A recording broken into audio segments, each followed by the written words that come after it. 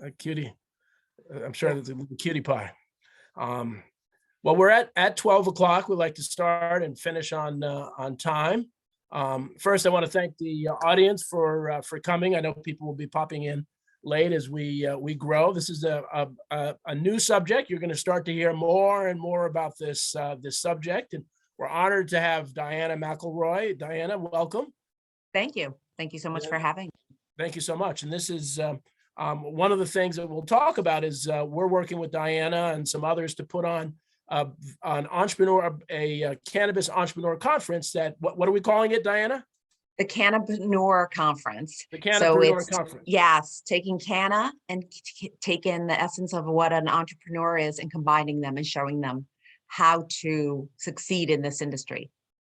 And we recognize that this in many ways can be very controversial, but clearly, and I've gotten enough testimony from folks about the medical benefits of marijuana to say this is really helped people and even I think saved lives going forward. And now the recreational, which is still not fleshed out in New Jersey yet, it's been approved by the voters, so we'll see where it goes. But this is a very legitimate medicinal application, and so that's where I think it's very, very, very important. So first, Diana, before we begin, I always like to, we have some new people who may not know about the Rothman Institute at Fairleigh Dickinson University, so I just want to say a little bit about who we are. We've been around about 30 years. We're one of the I would say one of the most influential entrepreneurial programs at a university in New Jersey. Our focus is on promoting, supporting, and researching entrepreneurship with a special focus on veteran, family businesses, student businesses, and urban businesses. And so what we do is we write all sorts of articles, we advocate. We now have a small business development center that really allows us to provide free hands-on consulting to entrepreneurs and entrepreneurs that have a strong business idea. So if you're interested in that, please reach out to us. My email is dcaldwell@fdu.edu, dcaldwell@fdu.edu. So please feel free to reach out to us. But we also have expanded to some executive education programs. Right now, we're running a executive coaching program. So for those that actually work with executives and even do personal and life coaching, Joe Colantonio is our instructor, and we've just started our first program. We have a great cohort now, and we're going to offer it in the summer. So that's something that I would encourage people to be part of. We also are doing diversity consulting. We're doing some consulting for a wide range of other organizations around employment, developing employees, and other things. So exciting things are going on at the Rothman Institute. But today, as I said, we're going to do this Cannapreneur Conference on March 31st, and we're inviting all of you to attend. And so I got to know Diana. I have a show called Entrepreneur State of Mind, and she was on my show, and which went very, very well. And I learned a lot. I don't know much at all about this subject, and so you're all in for a treat. So Diana, first, tell me a little bit about your background. How did you end up in this space, and where did you grow up? I grew up all over. Grew up all over. I believe I shared with you last time, but I'll share with everyone on this call. I am a first generation from Poland. I moved here when I was 7. And so when I say I've grown up all over, I really did, because we moved every 2 years. So I have very different, neighborhoods that I'm from. Excellent. And I'm my dad was a Methodist minister in the Methodist Church. They move around about every 5 years. So I lived in 13 different places before, so I know what it's like to move around. And so where did you go to school? Where did you go to university? Well, I am an alumni from Fairleigh Dickinson University. Yes. I can't tell you, that's. I am beyond excited about this event, because to me, especially the Florham Park location was. All of FDU, the reputation behind the university. I'm the first one in my family to go to college, and I picked it because it was a school that made me proud. Mm-hmm. Excellent. Well, again, and FDU is really just a wonderful institution, and we at the Rothman Institute are really trying to, and working with Dean Pierre Baltazar to really try to promote entrepreneurship, because it's really becoming, there are more and more universities. I heard about 2 more today that are starting entrepreneur programs around the country. And so this is the future. And the cannabis entrepreneurship program is the future and the present in some places. And so so how did you get into the cannabis business? But let me tell you, you guys aren't just working, you're actually supporting a entrepreneur. Like when you gave me this opportunity to throw this program, like you actually put your money where your mouth is and are taking a chance on an entrepreneur. So I must commend you and thank you, because, a lot of people are like, yeah, we want to work with an entrepreneur, but what's their skill set? It's everything. It's a little bit of everything, right? Well, So we're thank you. honored. We're honored to work with you. You're a real dynamo, and you have the entrepreneurial energy and spirit. So we know And I that found this is something that gonna I'm be very passionate about. So that goes back to the question you just asked. You Mhm. know, I was a stay-at-home mom who kind of lost her track in the business world. And in 2018, I looked around and decided cannabis was going to be the next emerging market. It's going to be the IT from back in the day, and I started asking around, looking around for opportunities, and lo and behold, someone sent me an article that a farm that I used to take my kids to almost on a daily basis, because it was an easy stop. It was go there, they'd run around, they'd play, I'd buy them an apple, and then we'd go home. Instead of the ice cream shop every day, it was let's get an apple, let's get whatever's in season, and we got Right. to know farmers. So I went to the town hall meeting when Terracent from New Jersey came down to this farm, and so did a lot of people with their pitchforks. And I sat in on the meeting and I listened, and quite honestly, what the executives had to say about this new industry really excited me. So I followed them out. I asked them if they're going to be hiring, and they did. They hired me as a consultant for the first year. So for the Um, for the audience, I want to slow you down there. Who yeah. is Cannabis? Tell me about the company. What is where are they from? What do they do? What they are a multi-state operator. So Uh, they're a multi-state operator who is from Canada, but they came and started a division in New Jersey. And they uh, also had purchased at the time Ilera Healthcare in Pennsylvania. So mm, they have holdings everywhere. mm. Um, and they took a chance on me. They hired me. A year later, they called me back full time and said, listen, we finally have plants in the ground. The cultivation site is ready, or I should say we had the greenhouse ready, and we need people. So I was one of the first 10 employees. And it was so exciting because it really was. It was a construction site. It was a farming site. We hired 80 individuals in 4 months, Wow. onboarded, trained, got to know. It What really an year was that? awesome. What That year was that? was 2019. Okay. All right. So not too long ago. Not too long ago. Yeah. So, and then once we had product, we opened 2 dispensaries. Mm. And as community outreach, I was the person that dealt with the municipalities, dealt with, how do we kind of break the stereotype and the stigma behind the cannabis plant? Because there really is still a lot. Yes. It's changing. I mean, I made my own child cry when I told her that I was going to be working in cannabis. True story. She Mm. was much younger back then, and all she knew was cannabis meant bad. Mm. The whole medical part of it didn't exist in her head. And so the more I learned, the more I would bring it home to my kids and say, did you know? And then we started learning about stories of people in our life that we had no idea had utilized it as a medication themselves. Interesting. Yeah. Well, but it's just, I just laugh. Again, I've been around on this earth for a long time. I remember growing up, I would never think a parent would talk to a kid about cannabis.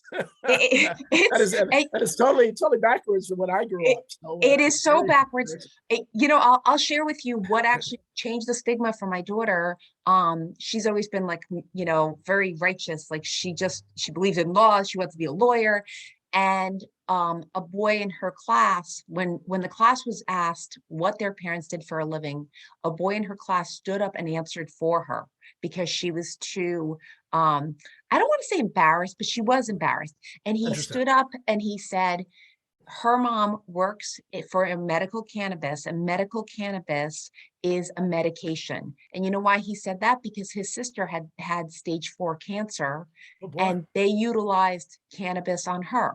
Mm. So like, here was a child that like was speaking up for my daughter's mom, and she came home and she was like, oh my God, I can't believe he knows, what you do. Yeah. Yeah, well, and again, and that's part of the myth. And as we go forward, we'll talk about recreational as well. I have friends in Colorado and California and other things, and learned a little more about that. And so, what are the just for the again? I like to always start with the basics because a lot of people here are just new to this. What are the different aspects of entrepreneurial opportunities within cannabis?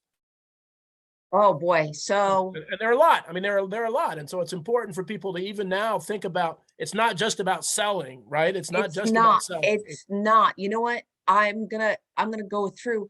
It's the, sorry, I was going to go through but I like our conversation better. Mhm, It is a subject of great debate on like how you can make money in it, mhm, because there's so many aspects. You can have an ancillary business, meaning you're already a printer. mhm. You're already a printer. The cannabis space needs printers. Why? Because they have materials that they hand out. They have, brochures, the good ones. They have brochures they hand out in their lobbies, marketing material. You are shoot, when I laugh at all the different vendors we hired because Mhm, we are a new industry. Balloons, we had customized balloons made. We mhm, had, cookies made mhm. for an opening. Why? Because A, it was a great way to engage the community because we were hiring someone from within. B, everyone likes a cookie at the dispensary opening. So I mean, when you think about, it's a whole new business coming in, and they need everything: packaging, they need drivers, they Mhm. need, lab equipment, they need cultivation. It is an agricultural industry, so Right. it's giving boost back to the agricultural community in, machinists, in like, when it's just mind blowing. If you go to a huge conference like MJ Biz is enormous, and you really see all the different people coming in and saying, we're part of this. We're Right. part of this, and we're a crucial part of this, and we're needed in this industry. It's kind of nice to see all the pieces come together. Well, and it's interesting. And for those that hadn't thought about it, I was on the board of the United States Tennis Association, and it really hit me because the USTA does a study of the economic impact of this 2-week tournament.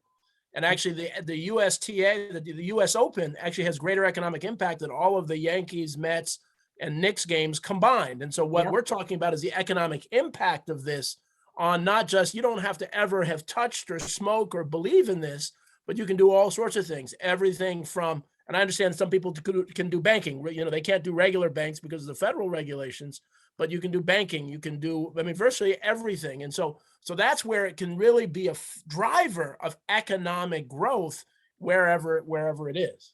110%. And like, to your point, the industry is ripe to, if you make yourself a subject expert, for example, accountants, right?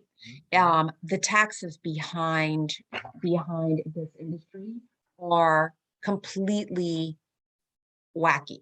mhm, Like, you mhm. can't deduct your regular operating, Expenses, right, expenses if right. you're plant touching. Mhm, Well, that really gives you a disadvantage.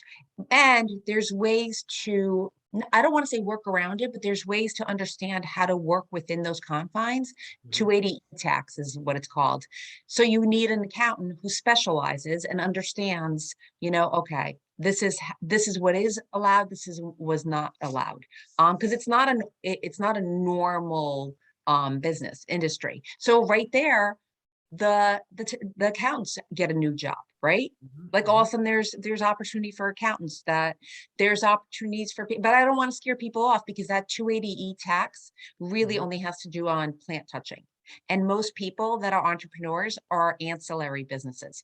That means you don't fall under 280E. I Right. don't fall under 280E because I don't touch. Interesting. Yeah, I'm a If you don't touch the consultant. plant, okay. So Yeah. that can still increase. So we have. I would like to Yep. call out Ron West, who's a regular. He's our chair of the accounting department at Yep. FDU. So again, and that's that is could really drive opportunities for tax experts and Exactly, others. I exactly. mean, Lawyers had to become, I saw a huge thrive in the law firms where certain people leaned in within a law firm and said, you know what? I'm going to be the resident expert on cannabis.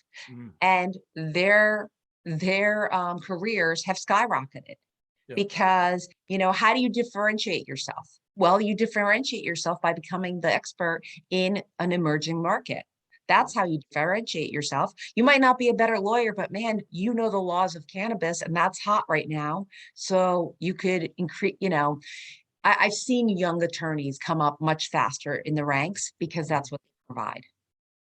I hadn't really thought about the professional development, but developing an expert, because at the end of the day, medical marijuana is here. It's not going anywhere because it Nope. works.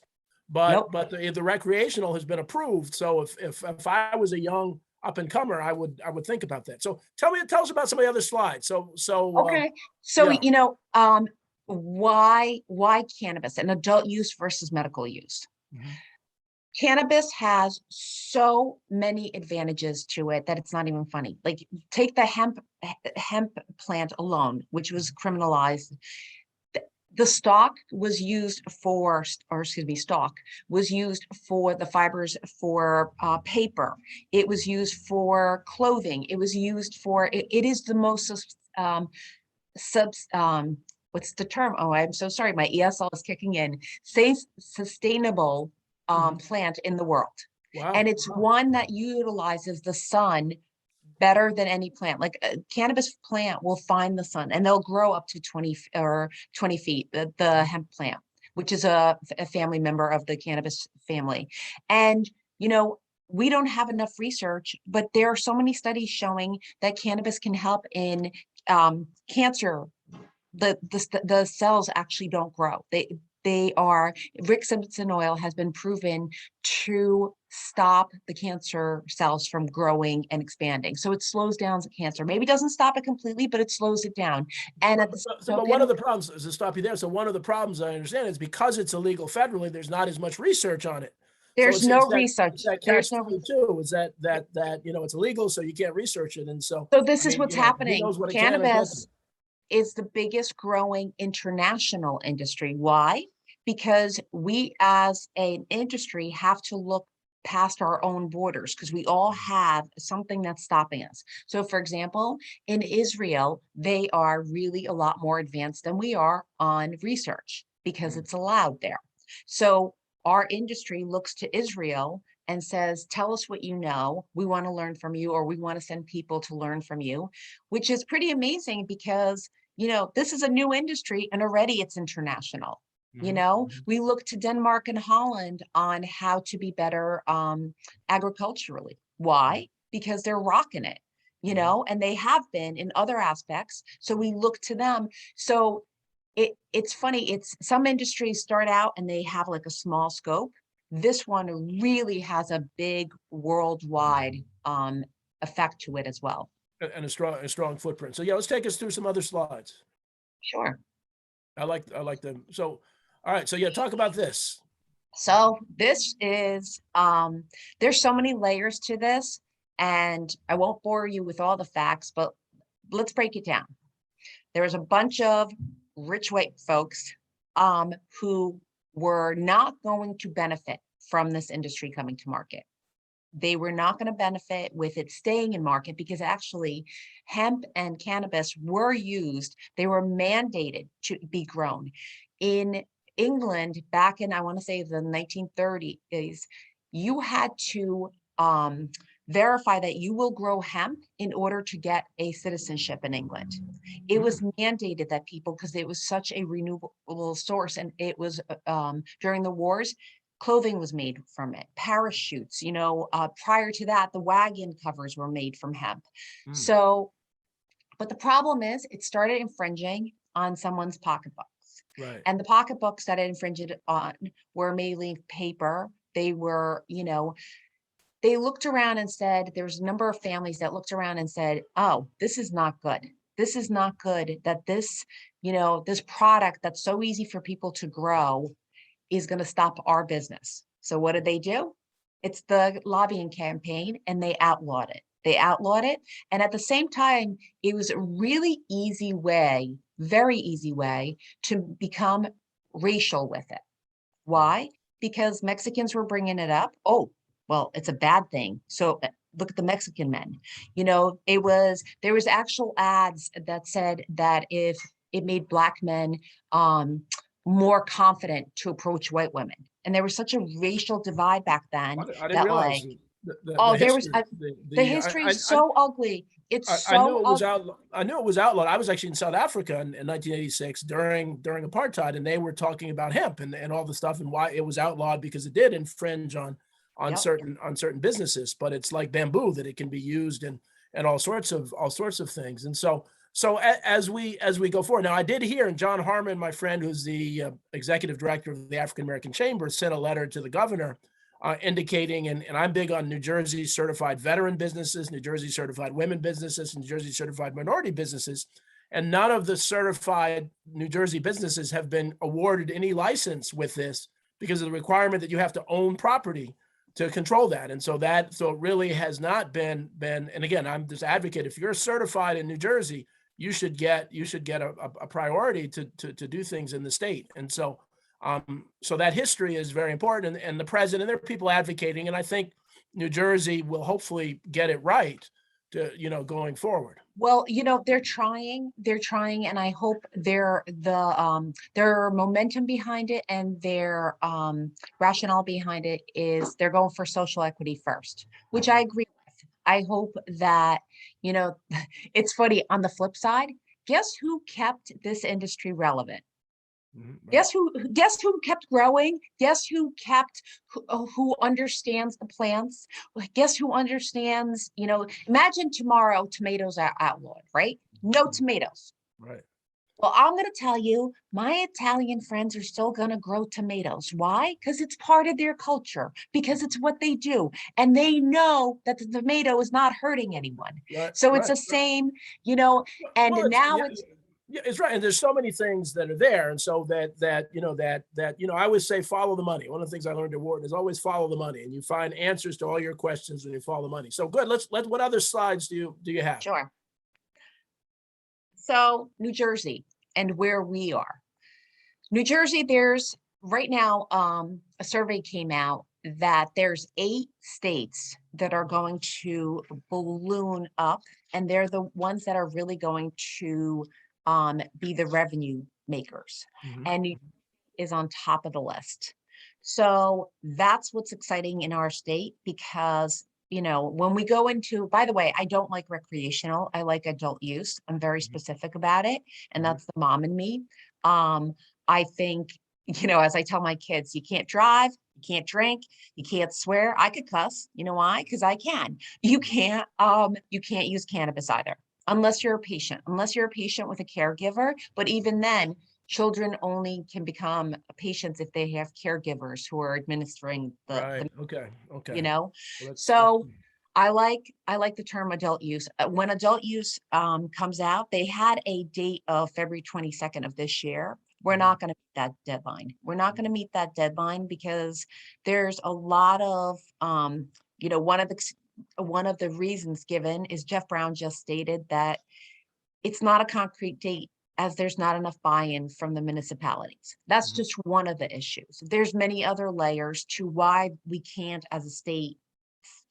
Everyone keeps asking, when's the light switch coming on? When's the light switch coming on? And unfortunately, there are some barriers. There's rules that the existing cultivators, and most of them have vertically integrated licenses, which means that they could grow, sell, manufacture. They have to have enough product to support the patients because patients come first, because that's how this industry opened up. right. The patients were the ones that really pushed forward. Like if you look at it, Dominicans, Black, brown people kept the plant going. They kept the culture going. Patients were the ones who started screaming and going, that stuff's good for me. Let me have that stuff. Like, why are you making it? Why are you hurting my friends? And that stuff's good for me. And it's like this this movement that happened. So going forward, because the history is there, but the February date is, and so what do you anticipate? So just so others know, so the voters approved, Yes, you know, yes. So largely. decriminalized. That's what Okay, happened. It became so it's been, decriminalized. but now a But lot of municipalities have come out and said we don't want it in our backyard, and well, so you know what? but some have said we do want it, right? Well, I think the smart ones, and I know a couple of them, and I always praise them. The smart ones saw it as coming, and they looked around and said, okay, we need to educate ourselves, and we need to set boundaries, and we need to figure out how this will serve our constituents, and going forward. So you don't. I So personally don't right, want a dispensary on every corner. I don't. right, I right. don't. It's like liquor stores. I don't want a liquor store in every corner. Do I like having a convenient liquor store? Uh-huh. Like, like, but it has to be within reason. So I think the municipalities that were forward thinking went out and learned, and they now, realize, they taught themselves. A lot of municipalities were afraid, so they didn't educate themselves. And now they're behind the 8 ball, and they're trying to get up to speed, and they're trying to understand what limitations they're going to put Well, into. there's still a lot of politics around it. So let's say, okay, for the municipalities that do that, it's been approved in the state. What does it look? What does a healthy adult use look like? What are the, I have no idea. I don't smoke. I have asthma, so I don't put anything in Yep. my lungs. But what would it look like? You and I had talked on my show about really measuring, and it's, everybody have their own customized. So what does it look like from a recreational standpoint when it's done well? Well, when it's done well, like I've been to Massachusetts, for example, and it's done well there. You go in, say similar to a liquor store, except even more so, because you're not allowed to step foot into the building until your ID is checked. Liquor store, you go around, you fill your cart, and then they check your ID. This, you're not even allowed to go in. And the products, depending on where you go, sometimes they have in like under glass, and you could look at the product that you're buying. Our one of our dispensaries actually had like clear, everything is tethered, because you have Right. to remember, cannabis is um is treated like the alcohol and gambling industries combined. It's highly regulated, and it's highly scrutinized. That's why you need a license. You can't just open a liquor store. Right. You have to have the license. And the same with, in a gambling facility or establishment, everywhere where there's money, there's eyes. The same with a dispensary. Everywhere where there's product, there are eyes, there's cameras. It's a very, when it comes to security, especially, it's a very scrutinized industry, Right. because it Right. is cash. It's also a cash, industry. So they want a cash only. So they want to make sure that, people inside the dispensaries are safe. They want to make sure that, deliveries are done safely. Now, can So you use your credit? Can you use your credit card, or is that no, not yet. Not yet in New Jersey. really? Oh, really? Oh, Yeah, really? yeah. Interesting. Some, So it's all cash. it's all cash. It's all cash. Yeah. Because it's still a federally, Right. substance one illegal illicit drug. So no. So now you had talked about, so they're folks who are experts in it, and they help you design. Talk about how, for those that don't, like me, that don't really know much about it, how is that there are different regulations, there are different types of marijuana and other things. Talk a little bit about that. Sure. So there's different forms of consumption. There's different, if that's what you're asking, like there's different states allow different forms of consumption. New Jersey right now is being very limiting. And it actually is, the patients are suffering from it, because really they're the ones that want different forms, because, a topical works differently than something that, a gummy that you take So what orally. are allowed in New Jersey medicinally? What is allowed? You could What have kind? flour, you could have tincture, you could have extraction, like vapors, Okay. Okay. So and soft lozenges. But Okay, like, so explain, yeah, no, for again, I want to slow you down because again, I don't know. So flower is smoking, right?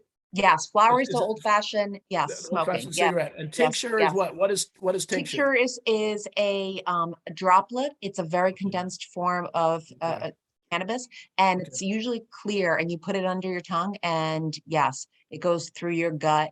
Then you have Topical? Can you do topical in New Jersey or no? no, I don't believe we can do topical. And Oh, really? it's so Okay. funny. I actually have to refreshen myself because it does change. Yeah, And I yeah, haven't worked in a dispensary in a couple of months. So right. I actually have to go back. And I don't, one of the things that I've set a course for myself is I need to start going to more dispensaries in New Jersey because I find the ones in Massachusetts a lot more interesting Mm, just because they offer other options. So right. as a patient, I prefer to have more options and see what, what works. They also, I find that Massachusetts allows for smaller, um, cannabis is a dosing journey, Right. meaning you don't, it's not an Advil. You don't know. So you have to try different forms. Well, that gets expensive. Right. So, one of the things I'd like to see in New Jersey is almost allow sample packets so people can actually try the product and say, oh, it really will help with my anxiety, or it really will help with my, So now you said, but there are three different types, or there are three types of marijuana that you mentioned, I think three types. yep, Yeah, yep. what are the three types? So, oh, do you mean indica and sativa? Yeah, Is yeah, that what? yeah, Yeah, yeah, okay, and hybrid, yes. So there's sativa. It's funny because the industry is actually just recently getting away from it because we're mm, getting a lot more information and we're getting more educated. So now people are really zeroing in into the terpene profiles, into the entourage effect, where it used to be we used to talk about indica. You want to right, go to sleep, indica is going to put you to sleep. right, You right. want a little more energy, then sativa is going to put you, going to give you that lift. Hybrid happens to be, a mix of both. So it kind Right. of, it's more even. But again, the industry is getting very sophisticated because we really care and we're trying to fine tune the medication for ourselves and for other patients. So we're starting to, tune in on like, okay, lemon meal. What is that? Lemons. What effects does that have on your body? Mm. So you're going to see over the next couple of months, the consumers are going to be a lot more educated and a lot more, and it's needed. It's really needed in a market. If the market's going to do well, patients need to see on the labels what's in it so they Right. can fine tune their own medication. And so, but so they're going to move away from those different types that you would Um, mention, and I we're think they're getting. going to be, I think they're always going to be used, but Mhm, I'm not a scotch drinker, but apparently there's different types of scotches, right? And like mhm. people understand that it's like not all scotches, or I think tequila is even more Right. fine Okay. tuned. Yeah. So it's going to, people are becoming more and more, fine tuning what they're looking for. They no longer come in and go, I just want activity. They now Right. come and say, I want creativity. I want, so when I find a medicine that works for me, will actually make a label and say, this helps me with creativity. This Well, helps me with mood enhancement. And then I try to find like what terpenes and what profile is actually having that effect on my body. so that, and that's an important thing, and that's one of the things that I've learned is because frankly I fall into the old stereotype is that the typical marijuana person is really mellow and very relaxed and Yep. talks very slowly and clearly I meet you and you're the total opposite of what the stereotypical is, and so and again I admit I fall into that stereotype. This is what pot No, smokers, and this it's is what they funny do, if and so most it's people important that to break it down. it is important to break it down. And it's important to realize that unless you've actually sat in a dispensary all day, like I have, and watched the people coming in, you would be shocked at who actually utilizes the product and why. Because part of community outreach is I would talk to patients coming in, Mhm. welcome them in, and is there something specific that you're looking for? And you'd have a just someone who comes in and looks the stereotypical, and then a finely dressed person, and you would never, never back in when I judged people by their appearance, consider them to be the cannabis user. No, they found that this medication is working for them. They found they're bringing their children in because it's an alternative medication for their children for anxiety or for, excuse me, epilepsy. So Well, it's really changing. and so I know people in Colorado and California who use it, the adult version, and I'm sure they've said, well, it helps me be more creative, Yep. or it helps me Yep. be more outgoing, or it Yep. helps me, and so what are kind of the categories of that? So it can relax you, it can make you hungry, it can increase your appetite, it can, Yes. what are kind of the categories of that? So that is really fine tuning with each patient, what they're looking for. Mhm. Each patient goes in and says, okay, I have pain throughout my body. I have Mhm. pain throughout my body. I have inflammation. I have, chronic pain. So they're looking for pain relief. Right. You have someone who comes in and says, you know what, I get anxious and I really want to, they use it as instead of a physical, they do get physical benefits as well, but they look as it for emotional and mental care. Mm. Mhm. There's a lot of research going into the fact that PTSD benefits greatly, Mm. greatly. I know several really good friends of mine who utilize it for various, one was an officer, one was an EMT, and the things they saw left them really profoundly um, Traumatized. Yeah. traumatized.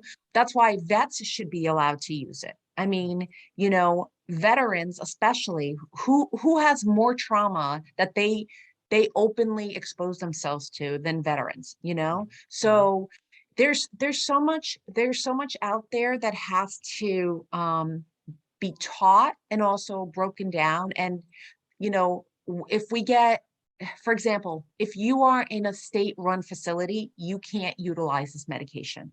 Mm. You can lose your housing. Just Mhm. think about that. Just think about the effects of someone who, let's say they were, I'm going to use veterans. Let's say they were a vet that fought for our country and found that this is the only thing that is helping them. Mm. If they are in a state-run facility, they'll lose their home. Interesting. But it blows my mind. It blows my mind because they're not breaking the law. They're not, but because it's state run, Mhm. federally run, that's where they break the law. So we need consistency. It's one of the main reasons I would like to see federal legalization, but I will tell you, I'm also afraid of big pharma. Big pharma is already buying up patents for certain things. So why I don't believe a plant should have, you know, So we have a question. Now, can you sell online or cross state lines, or So I'm not an expert on that. I have a friend of mine who's running a very viable, I call him a friend because I just met him, a viable company doing this, and he understands the implications and he understands all of the rules behind it. And Mhm. yes, it is apparently, that's not my expertise. Mm. Mm. There was too many laws involved. Do I want to learn the steps? Yes, but it's e-commerce is also big for cannabis. Take the plant aspect out. Mhm. What are these brands making money on? Their merch. Mhm. What are they making money on? I mean, you look at the brand Cookies, right? Mhm. Cookies makes so much on their merchandise because of their marketing, because of their, they have a hip brand. So forget the plant. Like Right. there's other avenues, you're a great graphic designer and you design something for the cannabis industry that people want to wear. E-commerce right there. Well, yeah, I talked to the founder of Cookies, and so Cookies, they use music and Yep. entertainment and other things to tie it into the brand, and where it is legal in California. Yep. So Yep. let's the elephant in the room is addiction. Yeah, Okay. this is Yep. all fine and good. It helps people, but will I get addicted to cannabis? Will it? Talk to the group about addiction, and if you can get addicted, and what's the story around that? So cannabis has now been used in multiple states as a form of helping people off of opioid addiction and other addictions. Cannabis itself is not addictive. This is me, myself, and I. There's no study out there of people dying from cannabis. There's no proof of it, the addictive. Do I think there are people that can lean into it too hard? Yes. So I think it, like with anything, you have to be aware of where your usage, where your productivity, I mean, that's anything in life, water. Are you getting enough water? Or if not, you're dehydrating. Are you using cannabis too much where you're not productive anymore? Then yes, you're leaning into it too hard, So I think people have to be mindful of their productivity level and if it's enhancing their life. Right. Well, and that's true with a lot of stuff. Yep. Whether it's alcohol or other things, if you find Yeah. yourself missing appointments because you're doing something, then there you may have a problem. And so now what about, and I know you're not an expert on the legislation now, what about those people? And I know a lot of the discussion and the delay was on people who have been put in prison because of the use of cannabis. And so part of it is in New Jersey, they wanted to kind of let people out who have done that. They and clear their expunged, they records did a huge expungement, but the problem was that there was an announcement released that we're going to expunge all these records. Right. The problem is the people who are already in the system were kind of left behind. The people going through the system that hadn't been, tagged yet, their records got expunged. So that's why, if you're wondering why there's still expungement clinics all over New Jersey, and my friends are running them, is because there's still a need. Because, you're good, you're letting everyone who got in trouble after out, but what about the people that are still sitting there? Let's go, or what about the people who were in the in-between phase? They now have a record they have to go through and have an expungement clinic in order to get the jobs that they want, in order to support their families. Interesting. So and that's fascinating. So all right, so we have we've talked about it. We've talked about different areas.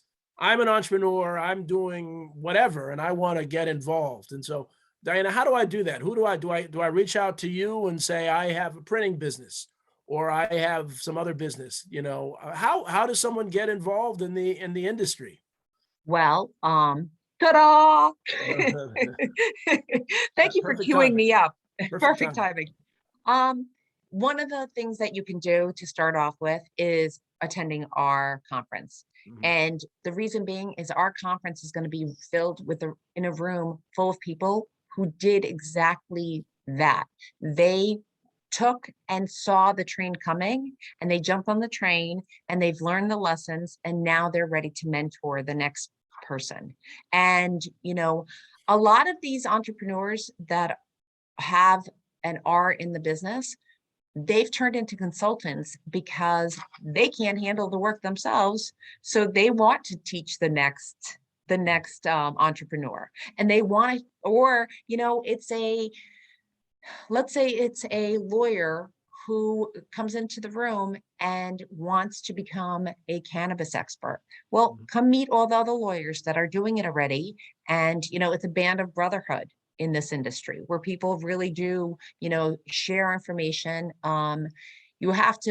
It does take pulling up your sleeve and learning it. It does take learning it because it's a new industry, but it's also being in the right place at the right time with the right people. Yeah.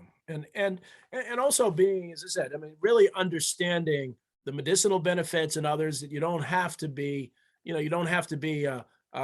just a cannabis, advocate or a cannabis evangelist, but it does help people. That has been proven. And so, listen, it's a legitimate industry.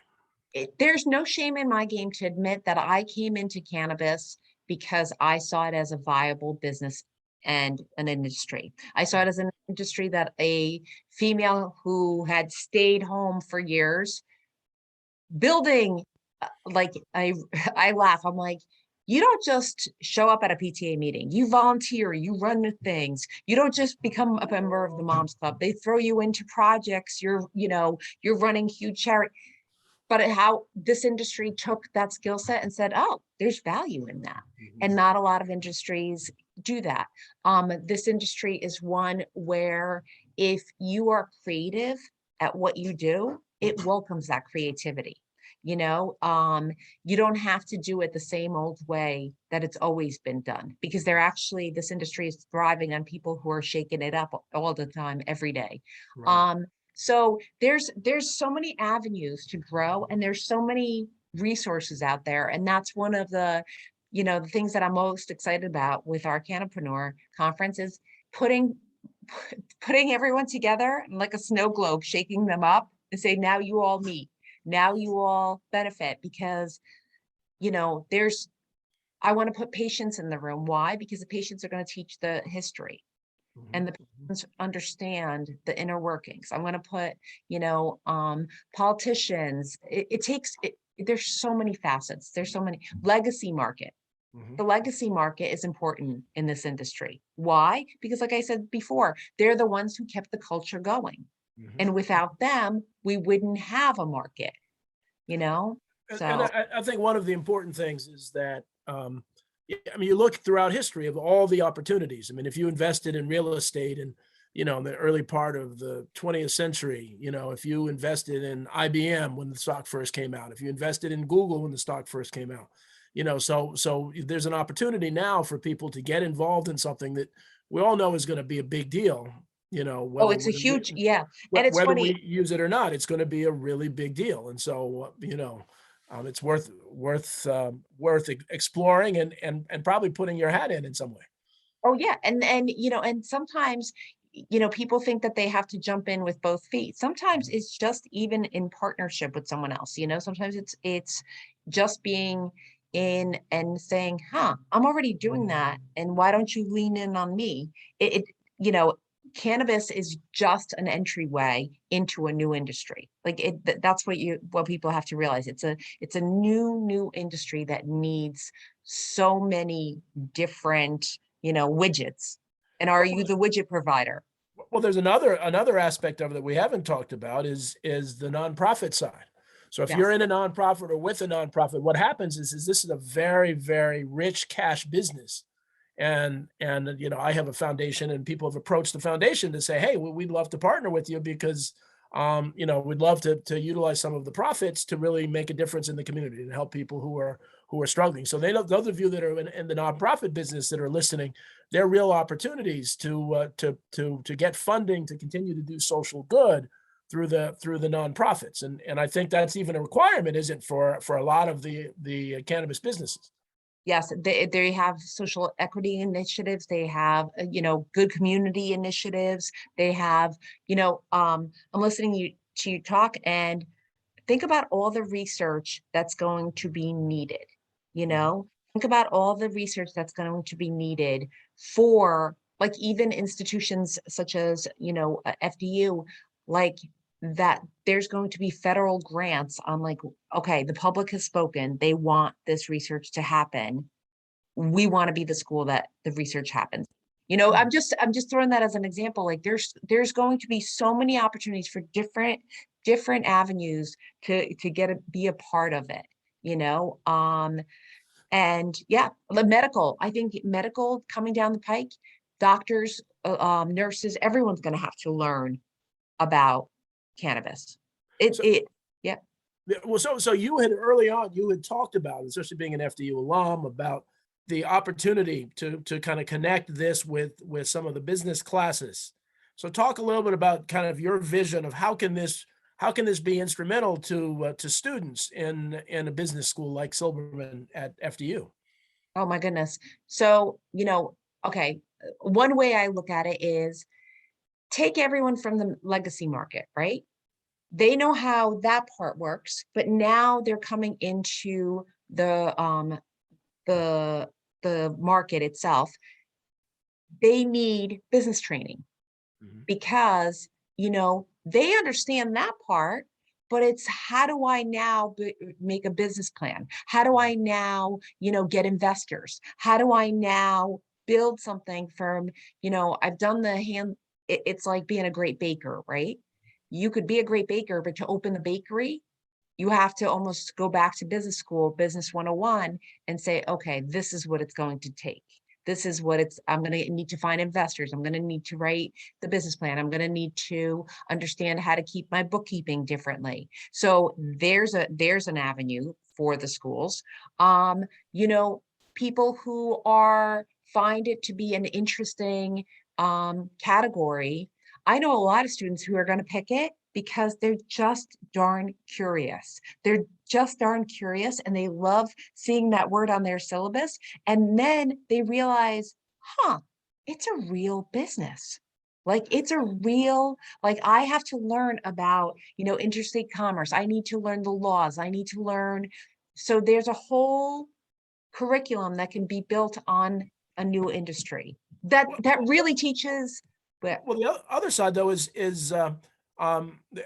California, Colorado, other states that have it, there are major case studies of financial issues, of operational issues, of marketing issues, of sales issues, of accounting issues, and so these businesses, and it's the same stuff that you can teach, but for students, it can be a lot sexier than talking about Bank of America. And you 100%. can have the exact same problem, but you can go through the business problem, say, well, there's this cannabis business in California that did X, Y, and Z. And Yep. so it really can have some energy and relevance to the curriculum that gets young people engaged. 110%. I said that. I said kids are going to come in, and I call them kids, young adults are going to come in. They're going to see the word cannabis. To your point, I use the same word. It's a sexy word, but what they don't realize is they're really learning business. But it's like, you throw an action word at your kids. They hear you, all of a sudden you throw an action word and your kids are like, huh? Did she say ice cream? That's what it does. It stimulates conversations. Like for me, I'm a boring mom in the suburbs. The moment I throw in a conversation that I work in cannabis, all of a sudden it's like, you do? I do. Like, what do I do? It's not that interesting, but I work in an industry that's interesting. Well, and yeah, I think, and again, I love Bank of America. They're sponsors. They're wonderful, and we want to Yep. support them. But I want to talk about as we're coming up at the end of time, the finance. So, all right, so you get this cash, and I think Bank of America and other banks are limited from actually taking the cash because it's illegal federally. So, what do they do with the cash? Are there places? Credit unions, I don't think can do it either. Yes, they can. Credit unions can. Oh, credit unions can. Okay. Credit because they are run by their members. So unlike a federally funded or regulated bank, credit unions are regulated through its membership. So, but I don't know if I shared with you, when I went to open my account, and I've been with my credit union since AT&T Capital first got me in, so a very long time. When I went to them, and I mentioned like, oh, I'm starting a business. They're like, yay, go you. And I'm like, yeah, I'm going to be a consultant in the cannabis space. Ooh, hold on.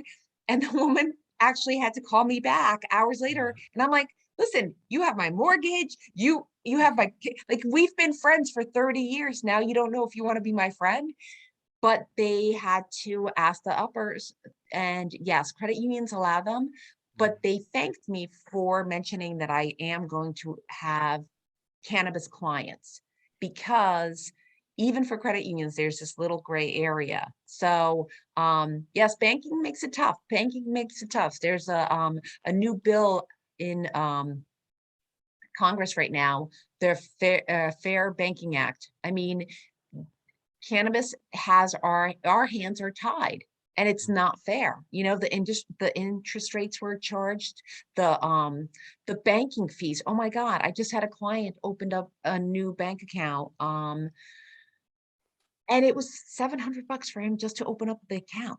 And I'm like, why? And he's like, just because it's cannabis. I'm like, that's not fair. Like most banks want you to open up an account because you're going to be, bringing in business. You're going to be moving money through their bank. Nope.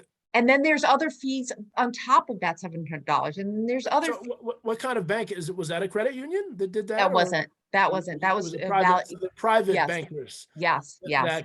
that are doing this? And so, Yep. yeah, so that's important. So what if you have a business that does other things, but then part of your business is touching, but you already have an account with a major bank? Do they seize the funds, or if they find out that you're what do you have Depends any on the bank. instance? Huh? Depends on the, it depends on the bank. And, Hmm. you know, some of them are now, they are opening subsidiaries that are allowing the banking. So we're Mm. not touching it, but our friend over there is. So they are, listen, the banks want to touch this money because they don't, banks are in the business to make money. And if an industry is, you know, projected to grow in the billions, they want a piece of it. And so I think the banks are pushing to have, you know, better banking laws. And the federal government is listening because the banks have, you know, have sway. And as I said, I mean, I said to folks that, I mean, again, think about this. If you were, you know, if you were early investor in the railroads, or early investors in cars, or early investors you know, in Silicon Valley, you know, this is the kind of stuff that is not reached maturity yet, but it will.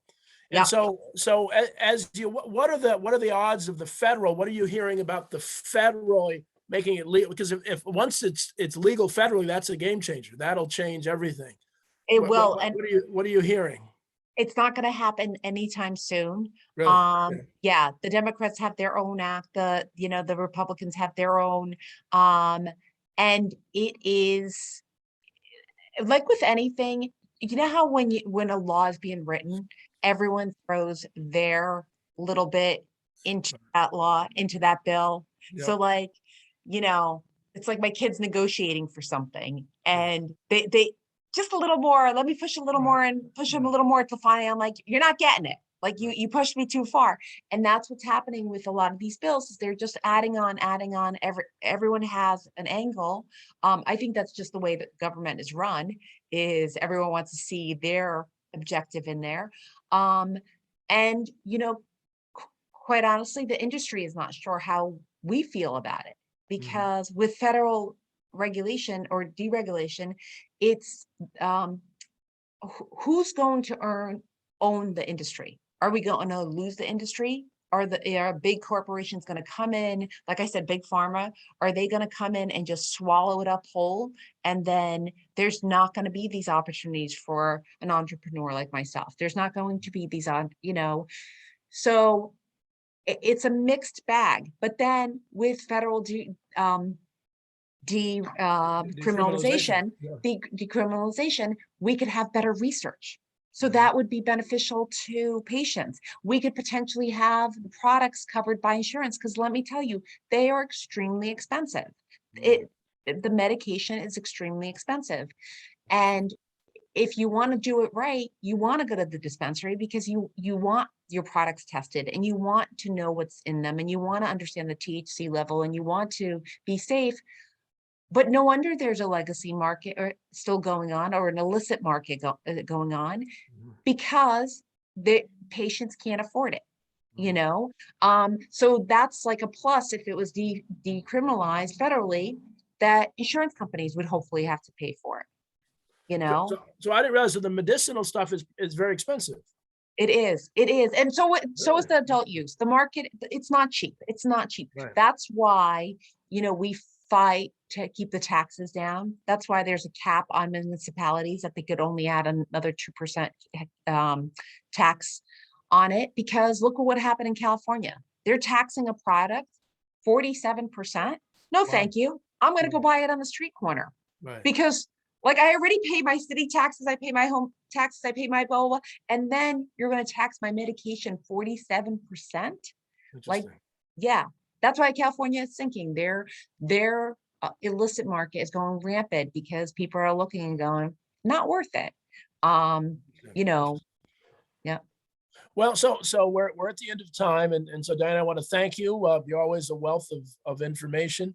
You know, reach out to us at the Rothman Institute or Diana.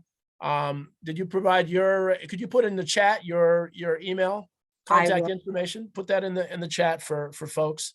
You can reach out to us and we can connect you with some other folks that are involved in this. March 31st is our conference at FDU. And the first in the state of the Cannabis Entrepreneur Conference.